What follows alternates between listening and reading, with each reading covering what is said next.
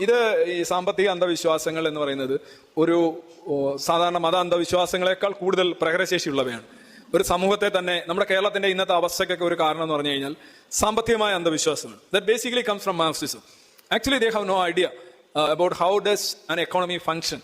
എങ്ങനെയാണ് ഒരു സമ്പദ് വ്യവസ്ഥ മുന്നോട്ട് പോകുന്നത്, സമ്പത്തിന്റെ അധ്വാനം, വേജ്, ഈ കാര്യങ്ങളെയൊക്കെ കുറിച്ചുള്ള മാർക്സിസ്റ്റ് കൺസെപ്റ്റുകൾ ശരിക്കും അവാസ്തവമാണ്, വാസ്തവവിരുദ്ധമാണ്, ഡെല്യൂഷണറിയാണ് പലതും.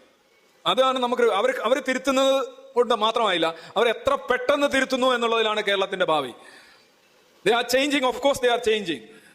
They are getting more social and democratic and less communist and Marxist. That's good and fine and I clap for it. പക്ഷേ അത് വേഗം വേണം. ഇങ്ങനെ പോയാൽ പോരാ. ഇനിയുള്ള ഈ തലമുറയ്ക്കും ഇത് അനുഭവിച്ചുകൊണ്ടിരിക്കുകയാണ്. നിങ്ങൾ ഓരോന്ന് മാറുമ്പോൾ 10-20 വർഷം എടുക്കുമ്പോൾ അത്രയും ആളുകൾ കേരളത്തിൽ ജീവിക്കാനുള്ള അർഹത പോലും നഷ്ടപ്പെട്ട് പുറത്തേക്ക് പോവുകയാണ്. കേരളം ഒരു ഒരു ഇൻഡസ്ട്രിയൽ മോർച്ചറിയായി മാറുകയാണ്.